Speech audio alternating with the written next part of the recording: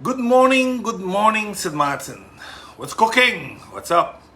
It's been a while that I've been on my Monday morning podcast, and like I said, I had some reasons for it, and I hope today can be once again the normal start.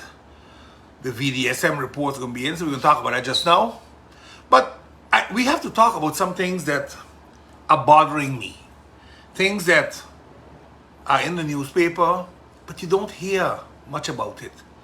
It is as if people do things and then we follow up, and then you won't complain about it. And I'm going to show you in a few of my segments today what I mean with this. Let's start off with the one that caught a lot of people by surprise, and they say, how is this possible? St. Martin commits to 50-year pact for ENNIA pension policyholders relief. Now please, don't misunderstand me. I wholeheartedly support the pension policyholders at ENNIA. The question though is, the agreement reached, is that worthwhile for St. Martin? Does that help St. Martin? And now I'm talking country St. Martin. And I'm going to bring it in perspective just now with another issue. 3,000 people are on the ENNIA pension plan. The lack of transparency in this deal is what bothers me. You got to understand, the deal is to start 3 years from now. So it's not going to affect budget 2024, not 25, not 26. It affects budget 2027. That's basically also when the NRPB is wrapping up all its projects. If they are going hand in hand, I don't know. If it's something that the Dutch government tell them we got to do it, so I don't know. Because there's no transparency whatsoever. But what is very clear though, is the cost. 115 million guilders for 50 years. 2.3 million guilders per year. That's crystal clear. What is not clear is why. Why this deal? Because I can recall last year with the state secretary ramming down St. Martin's throat, and our minister panicked, he signed right away. But Curacao said, absolutely not. We are not taking no $600-700 million loan to bail out ENNIA. We are not going to do that. And out of that came a discussion, and this is another option that rolled out. Curacao puts $30 million a year out of their tax money available, up to $1.5 billion to safeguard about 25 to 27,000 policyholders that live in Curacao.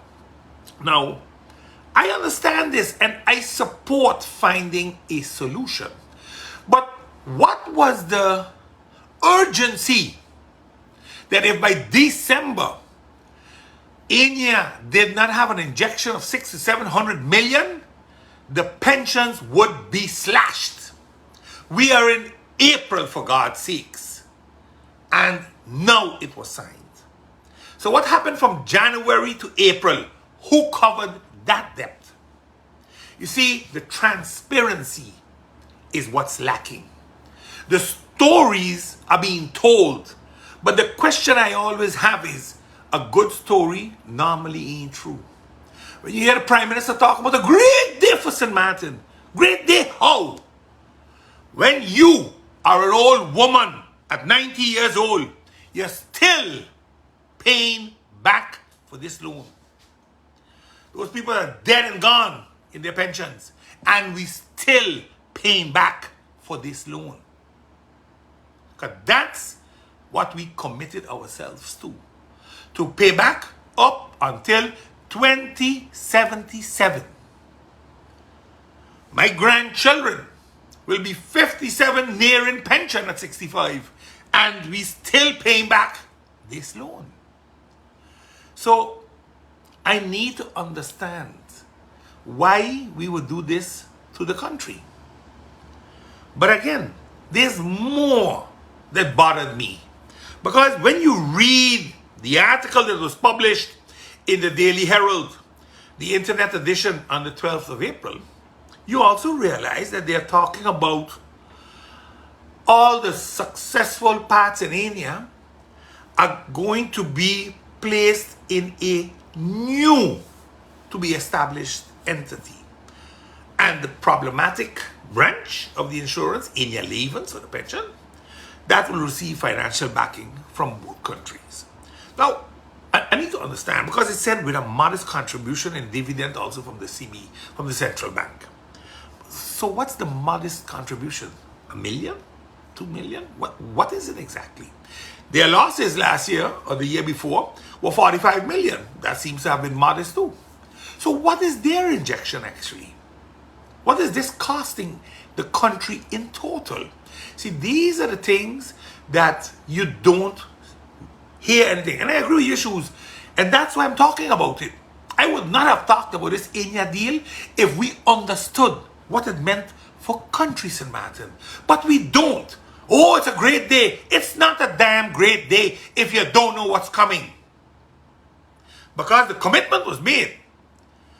But the basis for the commitment is not clear. And listen to this joke. So we pass it, we sign it, and this afternoon, 2:30, we go into Parliament to explain it. And Parliament sat on it, bam, bam, as if this is normal. This is a joke. This is a complete joke, a mockery. Can't even get your government in order. You know, I don't want to be critical on everything. But my God, man, 115 million guilder deal is made and signed off by a government that's on its way out. Should have been out already.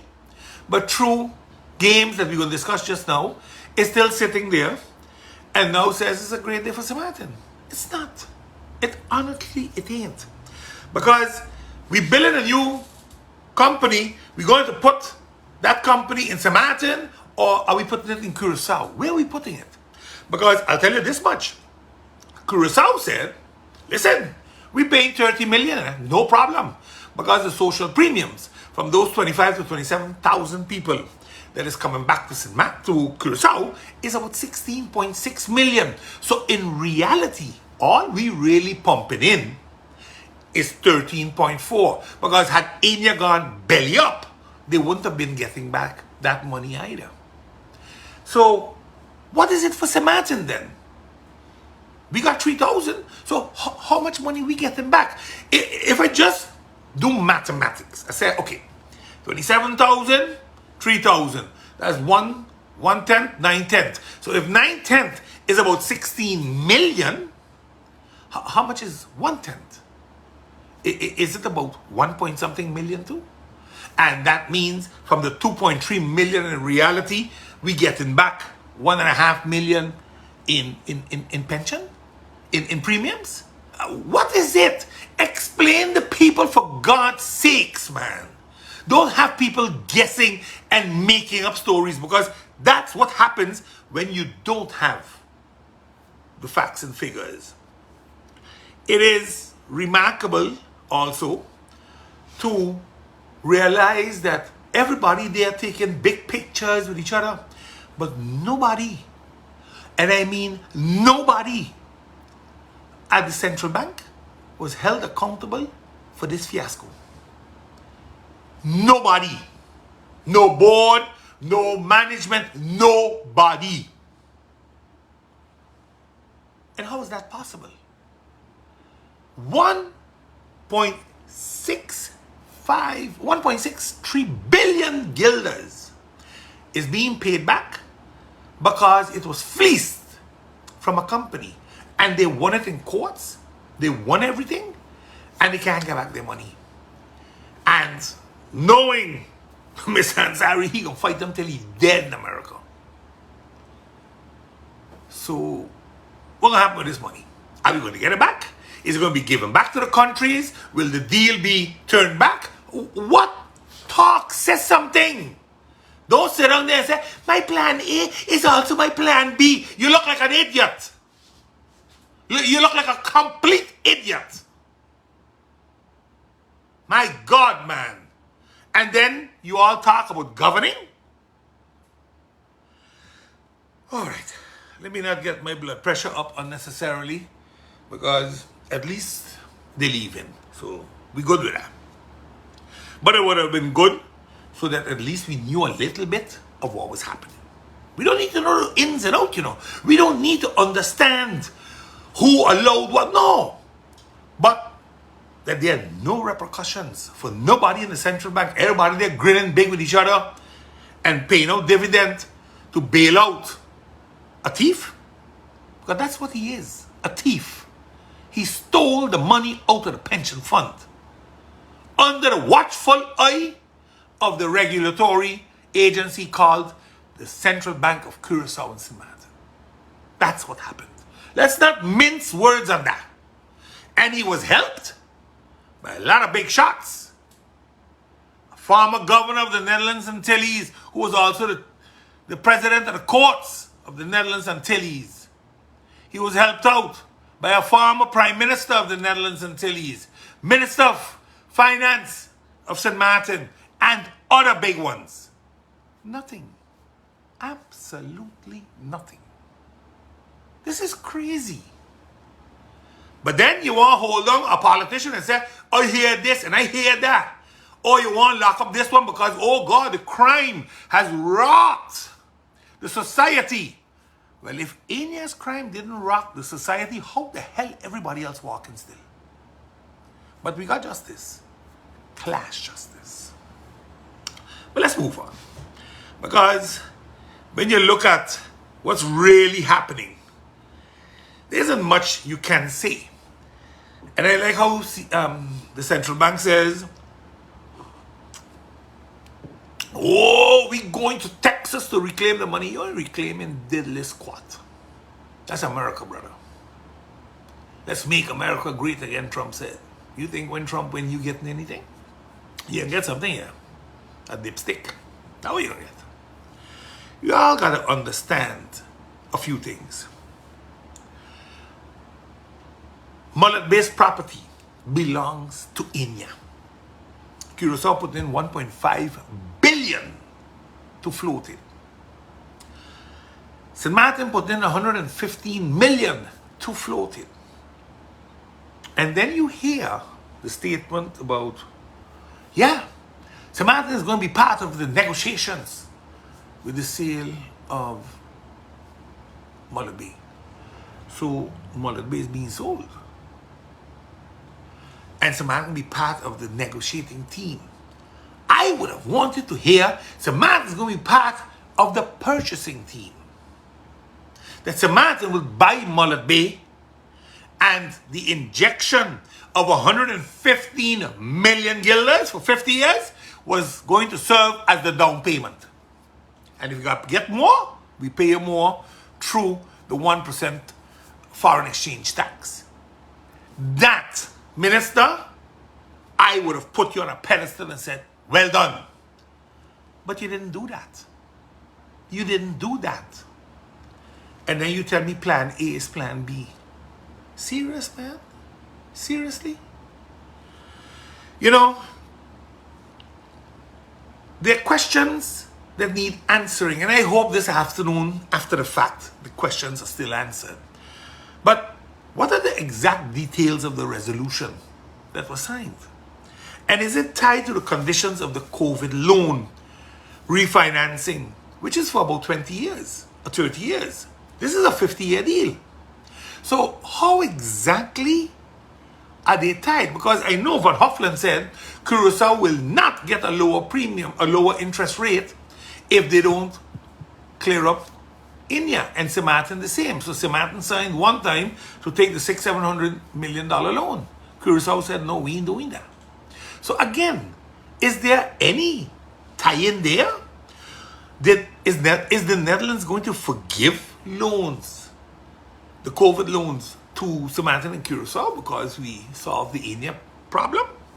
A problem that the Dutch Central Bank was also deeply involved with because they too were overseeing it.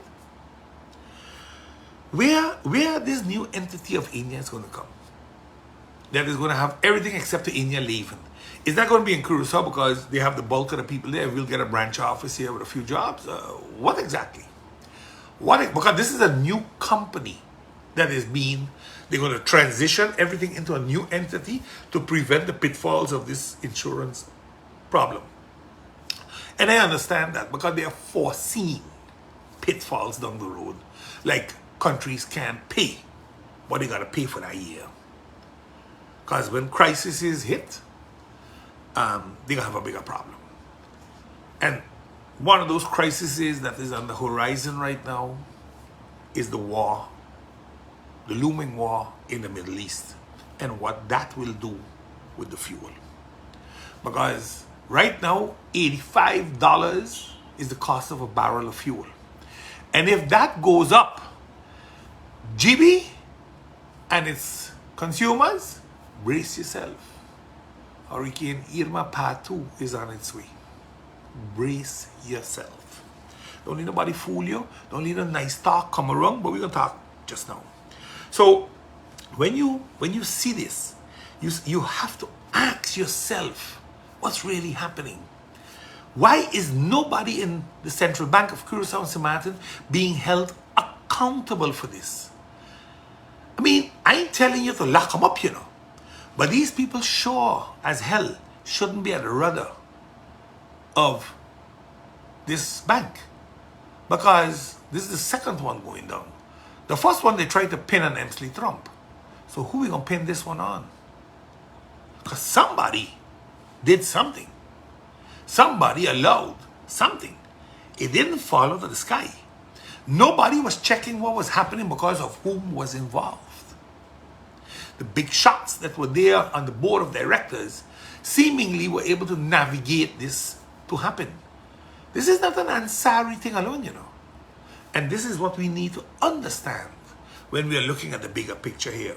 And some people will tell me, boy, you're walking a dangerous road. I am not. If you're afraid to tell the truth because it can get you into hot water or make enemies for you, then you should not declare yourself to be a leader because you're a sheep. What additional payments are going to be injected into ENNIA Leven? Because they kept talking about moderate payments from the central bank. Well, what is it? How much is it? So we know Curacao put in 30 million, St. Martin put in 2.3 million. How much is the central bank putting in? Another few millions? How much? Because that is dividend that country St. Martin is not getting. We need to understand these things. Don't just hook, line, and sinker swallow it. Ask the questions, and I honestly hope that this afternoon the Parliament of St. Martin grows a sack of cojones and asks hard questions. Ask them. Since we got a bunch of big meetings going on instead of the government being formed. It's nearly as if this is a smoke screen. But I don't want to go that far yet. But it doesn't mean to say I won't go further. Now, Mullet Bay belongs for 93.3% to ENNIA. So a critical question is, who owns the other 6.7%? Who owns that? Because that's not clear right now. What is clear is what ENNIA owns. What is not clear is who the 6.7% is owned by. Because that can be another something. So, we ready to swear in our ministers, Mr. Formateur? That's right, Mr. Formateur, not Mr. Governor, because Mr. Governor has nothing to do with this. All Mr. Governor has to do is sign the LB. And if you don't agree with the LB, then you got to send it up to the Council of State in the Netherlands for annulment. That's it. Whoop, finish. But naturally, we play a game of screening. Oh, we got to do screening. And I loved, and I honestly got to say, I loved the program Good Morning, Mr. Governor, by Mr. Francis Carty, who gave two simple reasons why we in this boat we are in today. We are 3+ months further after elections, and we still don't have a government. We still don't have a new government. So are the people that are doing this screening incompetent, totally incompetent? Or is it intentionally and maliciously that we are holding up the government? Which one is it? It's got to be one of those two. Because it can't be anything else. Because if the people are not competent, then yeah, the screening will go wrong. And if you don't want them to be the sitting government so things can get signed off fast like the ENNIA loan, because I cannot and I will not accept that the new government would have signed off that ENNIA loan just like that. No way. So I'm going to choose the second one. That the holdup is malicious and intentional. And we can all find our own reasons to justify it. Mine's is simple. Political games and political manipulation have led us to this situation. Now, look, normally, I don't agree much with the political thoughts or the positions of Minister Duran lately. Because in the beginning, I used to think he was on the right track. But on the matter why we don't have a new Council of Ministers yet, I do. I listened to him on Friday on Billy D. And I think he might have struck a nerve by some people, including my party. But he was right. He was completely right. It's not the governor's job. It's the formateur's job. The formateur has powers given to him, not by the governor, but by the law. The damn law that we have. That gives him the power. Not the governor. Not his advisors. The law. And he came out and he spoke about it, the powers he had. That he had two jobs. One was to get a governing accord in place, and that was the 2x4. And the other one was to ensure that the ministers were appointed. And the second one, he seems to be having some trouble with. And that has to do with various things.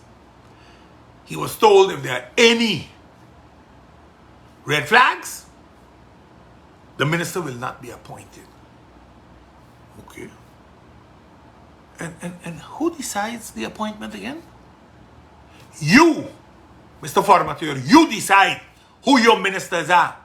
And if the governor don't want to sign, my brother, tell him send it to Holland. That's all he got to do. That's all he got to do. He can't do a damn thing else. This thing about, oh, a red flag. Red flag? There were a bunch of red flags with his appointment.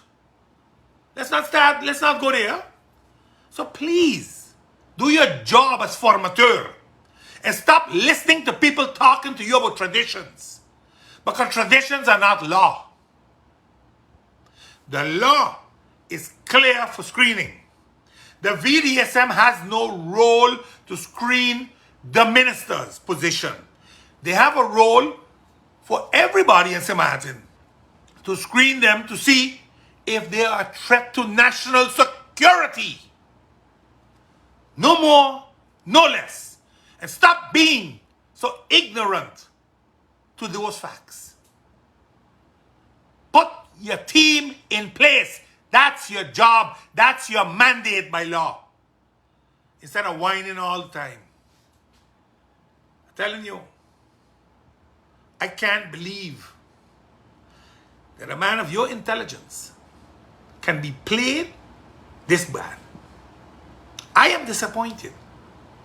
I'm very disappointed. I expected much better of you, Mr. Formateur. Much, much better. And that's why when the government says, don't blame us, we in overtime, you know. We want to go long time. But they got a problem. They can't get their people in. Who are you blaming? Don't blame the government. They are in overtime. They get them to sign off some more things, put us in some deeper problems so we can't govern properly. Hey, that's the game. Politics are called media to set is. It's not about good governance, it's about politics. That's what's happening right now, politics. There's no good governance going on. So we need to understand what we're up against. And when we understand that, then we will move on. You know, formateur, I want to leave you with a quote by George R. Martin, an American novelist who wrote the book series that became the famous TV show, The Game of Thrones. He once said, "A lion doesn't concern itself with the opinion of the sheep." If you take that position, we good to go. The gun violence in our country. This weekend, once again, another life was lost. And it's happening, this nightlife entity place. And the name don't make a difference, everybody knows what we're talking about. This is not the first victim that got killed there this year. They gunned down another one by a car, and they shoot at it. Look, what I'm trying to say is this. It's not the nightlife entity that's creating this problem, you know. Because everybody have a itch to go out at night. I used to have it too when I was younger. But the ease of getting a gun in St. Martin, not your friend's side, because it's both sides full of them, is worrisome. We are not doing nothing to get the guns off the street. We're not. I don't care what the minister and our whole damn cabinet and the police force say. I don't care about that. Nor the prosecutor's office. Because they are not doing it.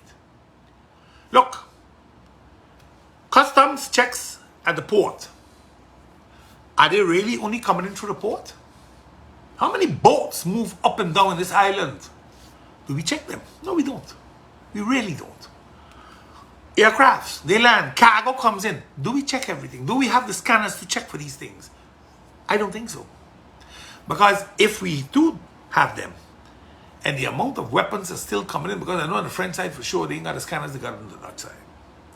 And that's what I'm saying. We need to tackle this. Because they're blocking everybody gun permit. Because they want the guns off the street. But those guns, you know who got them. You know their type. So if there's an incident, you can always go back and check those guns. But it's the 1,000, 5,000 illegal guns in the street that you have no clue about. Yet nothing is happening. This shootout was between young people. And when you see the video of the gentleman flying across the road, I mean, listen, it was like a rocket launcher. Bam, bam, bam, bam, bam, bam. And shots were flying. You were seeing the sparks. Every spark was a shot. This is crazy. Innocent people could have been killed, if not killed. Because I don't know the whole story. All I know is 1 dead, 3 injured. Condolences to the family of the deceased. But this is crazy, people. What do you think will happen this carnival season? What do you think will happen, Juve? What do you think will happen outside the village or down the ring road? These are beefs between organizations and groups or whatever they are that are playing out in public domain. None of them don't say, let's go down in the bush, shoot each other. No, they're doing this in public domain. Just like the school fights. That's how they ref up each other, everybody filming, put it on Facebook, hits. They are taking out gang members to grow in rank. But innocent people are caught up in the middle of this. This is going to destroy our economy. This is going to destroy our tourism. One of these days, a tourist is going to shoot. And then what happens? And again, not because a tourist didn't get shoot. We have to wait for one to get shoot. We have to deal with the matter of gun violence.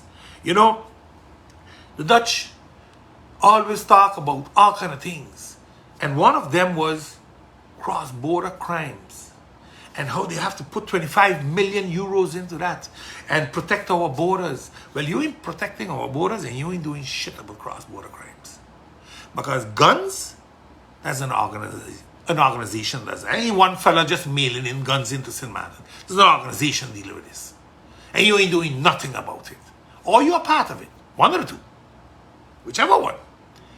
But St. Martin, needs that type of help.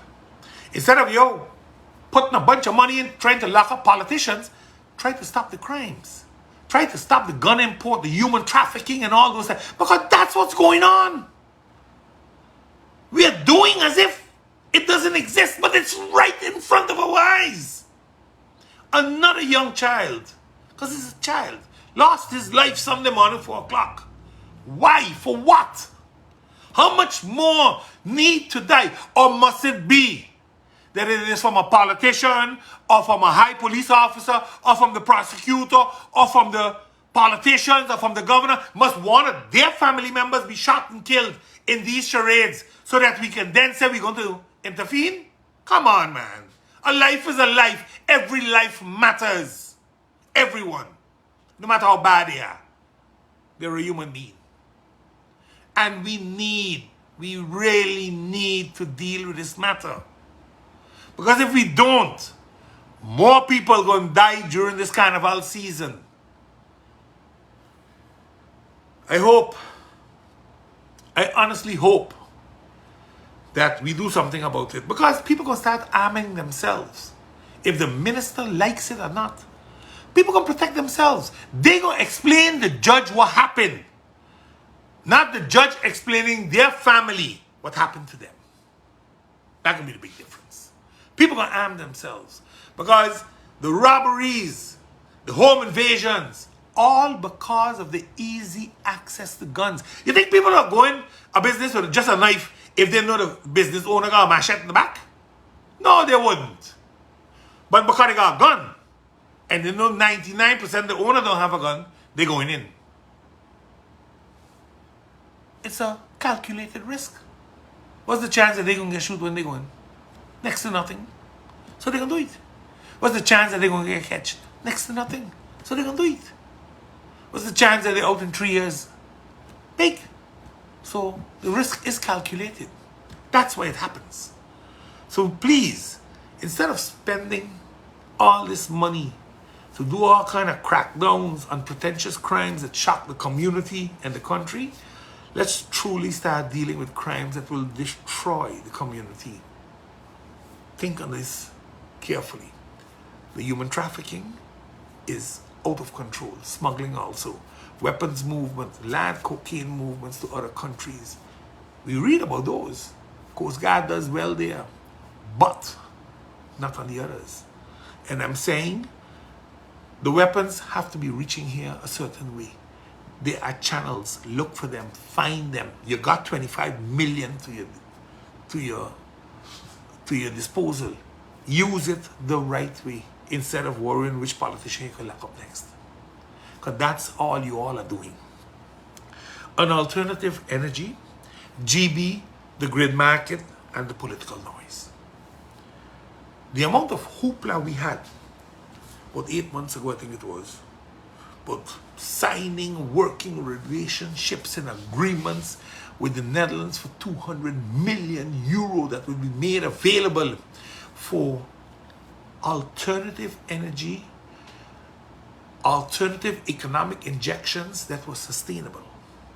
That's what our money was for. 200 million euros. A grant. No payback, you know. Not like COVID, you gotta pay back. A grant. St. Martin has done zero. Absolutely nothing. No projects have been written, nothing. What you do here is, for example, Curacao and Aruba came together with institutions and have decided to develop a floating wind turbine farm. Floating. Which means it's movable. They can move it all over the damn place. Now I understand, St. Martin, this area with hurricane, with swells, can be difficult. But there are other things we could have done. We could have put down wind turbines. We could have done solar. We could have done different things. I spoke about the solar project that we should do months ago in collaboration with GB. GB should be the puller. Nobody else. Grid market and all them, cute. But without GB, there is nothing. GB is the electrical producer and distributor. So let's get a solar park in order. And they say, yeah, we need land. No, we don't. We have enough rooftops right now in St. Martin that we can put a proper mounted solar panel on the roofs, and we are Hurricane 5 resistant. This can be done. They had so much money put aside for entrepreneurial loans. Most was not used.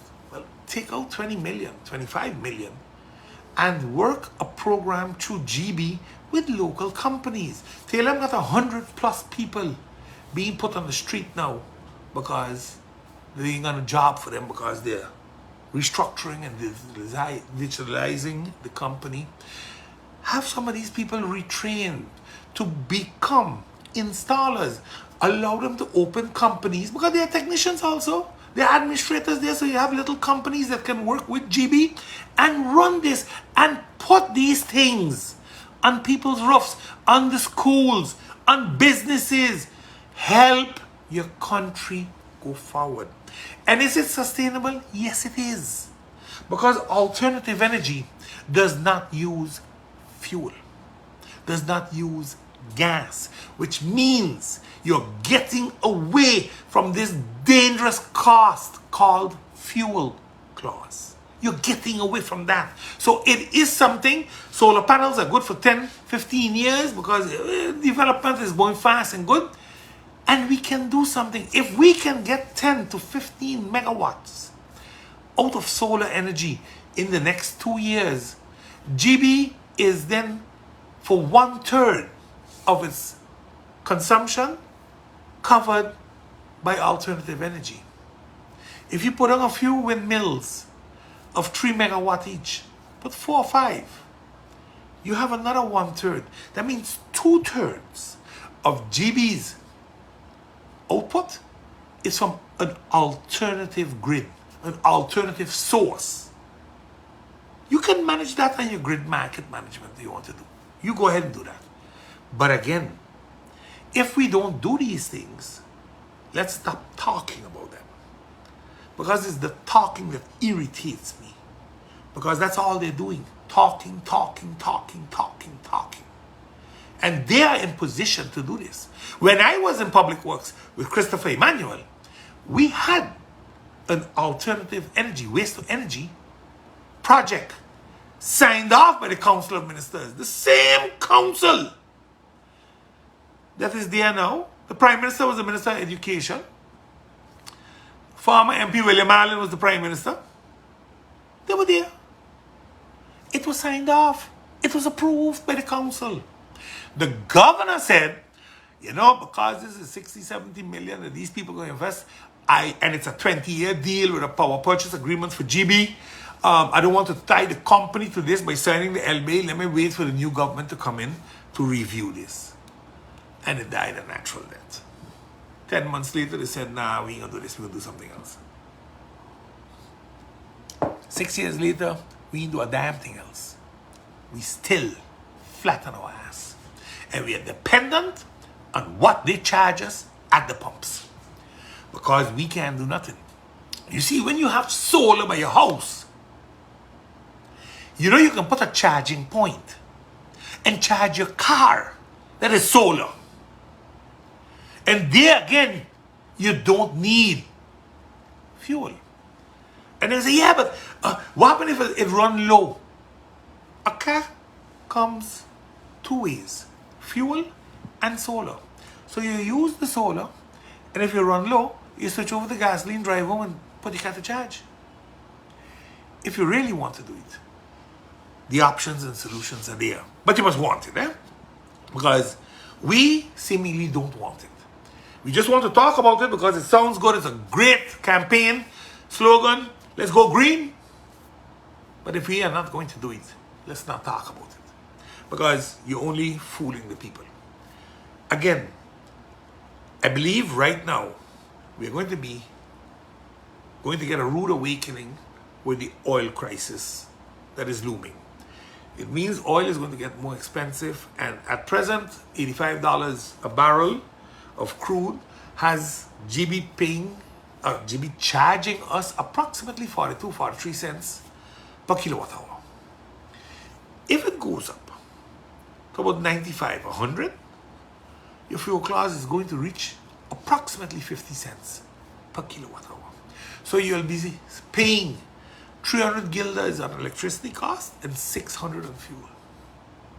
So you'll be paying 900 guilders, but you only really use 300. That's our reality. That's the reality St. Martin is going to face if we don't watch out with what's happening. We need to understand that this is something we can prevent. We can remedy it by starting an urgently accelerated placement of solar panels on roofs. And they can absorb all the current because they're only decimating it into the net, not into the buildings, into the net. And you have a calculation that's very simple. If your roof produced X amount of, X amount of kilowatt hours, you will get so much discount and so much rent for your roof. So you will pay the balance because the country will be making money at all times. And very important, your carbon footprint will go down. Your carbon footprint will go down. That means you can produce more carbon. Because that's what's going to lead us into this next little thing that we're going to talk about, which is this new province. But up until today, I haven't heard one sensible word, one, come out of the mouth of government on how we're going to deal with the fuel clause. None. Nothing at all. Zilch. Zero. We have 115 million seemingly to pump into ENNIA to save 3,000 people. But we have zero guilders to pump into something we own, GB, that has to take care of 60,000 people. And as fuel clause goes up, so will bills. And people are going into the off season and they don't have a job. They don't have a job paying them enough to carry the GB cost. It means people will fall backwards on payments. GB is going to fall back on collections and finances, and we're going to start cutting people, put them in darkness. And then what? And then what? We are only destroying our own country while there's millions available to get us out of this hole. This very specific alternative energy hole. We, for the love of money, don't want to go into this. But yet, we working. You're not working. I need you all to understand this. And this is not just the government, the parliament just as much. Because parliament sits there and all they do is swallow the nonsense that is sold to them. They're not taking a stand. They're not taking... Look, any minister could do what you feel like, But parliament's in the backside home. But they're afraid. Oh no, I gotta protect him. He's from my party. I can't do that. That's why we're here. It's that behavior that has us in the position we are in. Because it's not about what's best for the country. No, it's what's best for the party and me. And that's the problem. That's our problem. We always preach of country above self, but that is a hoax. Sorry to bust that bubble today. But let me ask you a simple few questions. Has any effort been placed in a renewable energy plan for St. Martin? I know NRPB said they were busy with something. They were going to do a little solar energy and roofs and houses and blah, blah, blah, blah, blah, blah, blah, blah. But we're 6 years further. He ain't reached no place yet. And they got 3 more years to go. So is it in the next 3 years we're going to see this? Because I have no more confidence, honest to God. I really don't have it. But maybe somebody going to help us and we're going to get here. But remember, with the fuel clause, 42, 43 cents. Please note that that right now is about 160 to 170% above the normal. And with the war looming in the Middle East and a world crisis in oil popping up, will put that figure most probably up to 250, 300%. Think about it. This is the problems we are facing. And as long as government understands, and I'm not talking about the sitting government, the new government to come in, and this new parliament, as long as they understand the burden this going to put on the normal man, not the one that making $20,000 can afford GB, the normal man, the minimum wage man and woman, because they too got to pay GB for their lights and fridge and fan to be on. They too got to pay. That we remember the consequences of these actions. Because these actions are not only 4 years old, they're older. So I only blame the government that is sitting presently for it, but they sure as hell fostered it. Because they had the opportunity to do a lot. They were given a grant to use to do it, and they did nothing. Absolutely nothing. So, you know, in Holland, people use so much electricity nowadays that they will be threatened to be taken off the grid by the grid operators because they're using too much electricity. I wish that was something that we could have. You know, we're using too much. We don't even have it sometimes. I don't want to blame anybody, but the amount of load shedding we have had because we overhauling engines way out of schedule because they didn't have money to pay for parts to overhaul. And the government, nor the parliament, thought it was fit to make an injection into GB to bring GB up to par so we can move forward on a better footing. Is just mind-boggling. But we had 115 million to give to others. I understand. Another disgraceful showing by the State Secretary Van Huffelen, in my humble opinion. The State Secretary found it fit to give the Prime Minister of Curacao flowers and congratulate him and his party ministers and parliamentarians for being drug-free. See, in Curacao, the screening law says that you will be tested on the usage of drugs to become a minister. So my thing was, why make a big thing, bring flowers? There was a rumor going around, all of them when they did their tests, everybody came back negative. But she found it fit to give him flowers. Well, she didn't even check for 150 million euros. I mean, you know, what are you saying? That Curacao politicians were drug addicts? And they clean up? Why flowers? What is wrong with you? In Holland, a bunch of them there in the second chamber snorters too. Why don't give them flowers? What's wrong with you? You all belittle Antillians as if we are nothing. And then when we get upset with you, oh, look, the this, and oh, look, the that. It wasn't called for, Madam State Secretary. It truly wasn't called for. So, this new, possible new Dutch special province got a lot of people going crazy. People really, buck up, you hear? People, constitutionally, it's not as simple as this. That, oh, they feel or they think, listen, first they said it was an all fool's joke. And I laughed along. I said, oh, but why make the joke? Why make the joke really?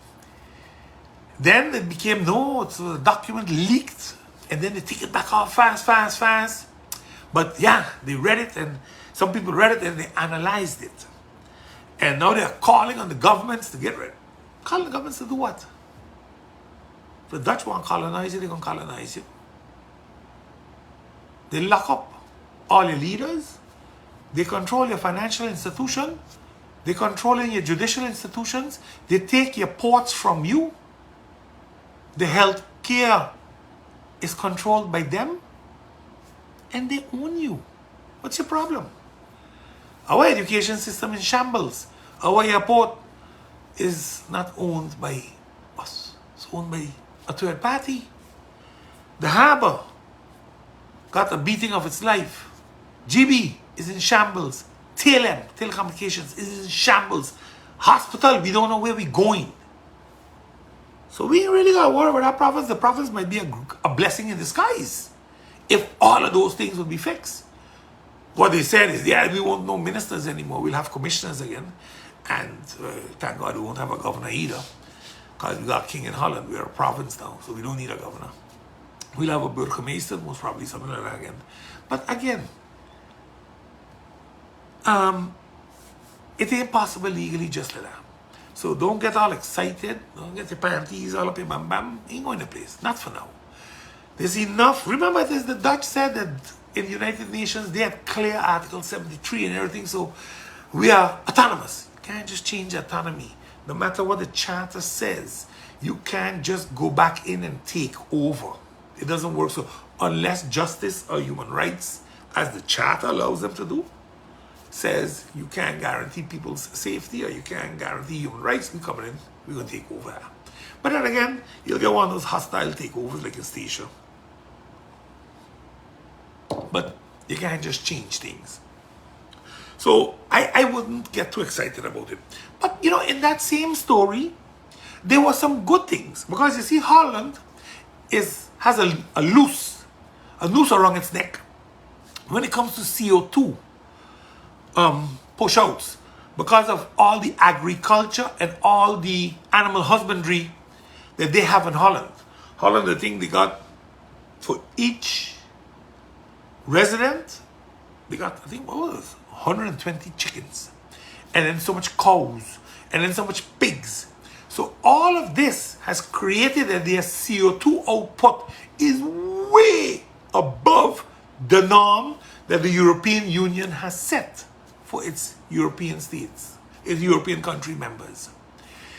So they said, you know what? Well, let's use some of the land down in the Caribbean. Kyoto got a lot of flat land and Hatos. Aruba got some man, we got some up the hills. Same as Stacia Bonea. Let's use some. Let's put animals down there. Let's do some agriculture down there. We fly it up. We can fly it up. We'll kill him every day. Is that a bad idea? I don't think so. If it's done in proportion, and the countries benefit from it, because it's food sustainability, you know. We are guaranteeing ourselves that we have food. That's one. Two, it's a tranche of income. You're diversifying your economy. So no, it's not all that bad, that idea. But to put it under the heading of a new province, a new municipality province with special unlimited powers, that is an all fool's joke. So I don't think you all should get too difficult about that. Will the Dutch government be a problem for us? Yes, it will be. This one, definitely. They are far right. To give a simple example of what I mean with difficult, is they believe in discrimination. This government, Geert Wilders' government, believes in discrimination. Back last year, there was a law passed in the second chamber. A law that was to prevent discrimination when people apply for a job. Because you know, when you apply for a job, you apply via letter. So the first thing they do is they scrutinize the letters. And what was customary in Holland is based on your name, your race, where you live, where you come from. They throw out your letter, not your qualifications. And that wasn't relevant. The relevant was your name, where you come from. They'll throw you out. To prevent that discrimination, a law was passed in the second chamber with 115 votes out of the 150. That's 35. That was the far right. That was the far right. And it reached the first chamber now for ratification. You all can remember some time back, they had first chamber elections before the last elections here. And the BBB, so the The Farmers Party won, and they had 15 seats. They got 15 seats in one shot in the first chamber. Well, they wiped out the law. They voted down the law 38 to 37. The BBB, the PVV, the VVD, and the NSC. Those four had 38 votes in the first chamber, and they voted down the law to allow the discrimination to continue. So yes, people, you're all in for a little surprise. Don't fool yourself. I know we just say, oh God, Lord, listen to how you fear-mongering. I didn't make this news. I just reporting it to you. Read the Dutch newspapers, read the Algemene Dagblad, read Koningshuis dossier. You will get the information. You just need to read it. Now, I have a few things that also caught my attention.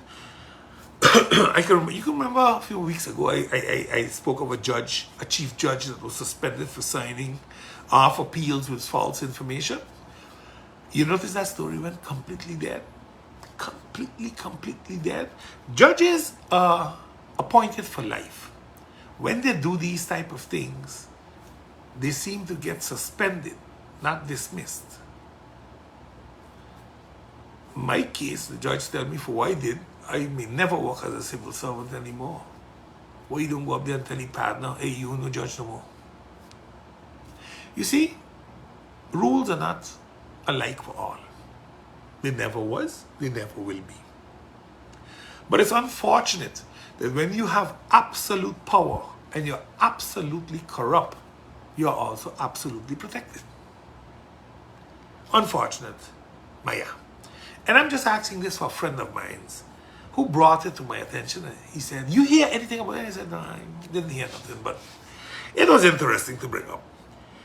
Billions in suspicion transactions flow through Dutch flex offices yearly. 10 billion yearly go through money from criminals and they use virtual offices. For example, in the Amsterdam Trade Center, they got about 3,000 of these virtual offices, post box offices. Nobody know who they are. But about 10 billion flows through that every year. And even the Financial Supervision Bureau is now busy investigating 11 address providers. So there are companies that provide you the address for you to do the crime. So they're going to investigate them now. What will come out of it, I don't know. But in the last 10 years, this sort of crime increased with 400%. But they say we bad. People, I need to, in closing, bring two things, or one more thing to your attention. Our weather pattern. It is changing. It is not changing for the better, it is changing for the worse. You notice that we are already in spring, and we are having a very serious problem now with what's happening with the weather. The seas in Samantha continuously are rough. Again, for the past 2-3 weekends also, during the week we have had small craft warnings. And this is basically the weather coming down from the United States of America and off of Greenland. And it affects the navigational movement of small boats. It turns up the sea for fishing. High winds, you notice we have a lot of high winds. Look, Carnival coming, normally we get rain. But the type of winds that are associated right now with our weather pattern is only strengthening the belief that we're going to have a very strong hurricane season, where storms are going to be stronger than they were normally, and preparations should start now. Don't wait until you hear a hurricane coming or a storm coming to start cleaning up your yard, fixing your roof, checking it. Every week, start to buy a few cans of dry goods, bottles of water, and store them. Carnival coming, a lot of people are going to spend a lot of money to go to shows. Maybe you shouldn't go to one of the shows and use that $100 to put some stuff away for when the season starts. Because most of the time, nobody is having nothing, and when season start, you know, people start to ball. Buy a few little tadpoles, a few garbage bags, put them away now. This is the time to make the necessary preparations. Don't wait until the season hits you and you can't handle it and you start to cry for help. Help might come, but it might be too late. I want to wish you all a wonderful week ahead. It is good being back. I enjoyed doing the research for this show, and the next week we'll be back as normal.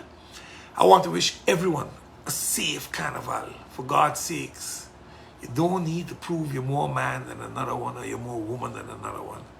Go out, enjoy yourself, have fun. It's a family affair, and make sure you behave like a responsible family member. Bunks is out. Take care.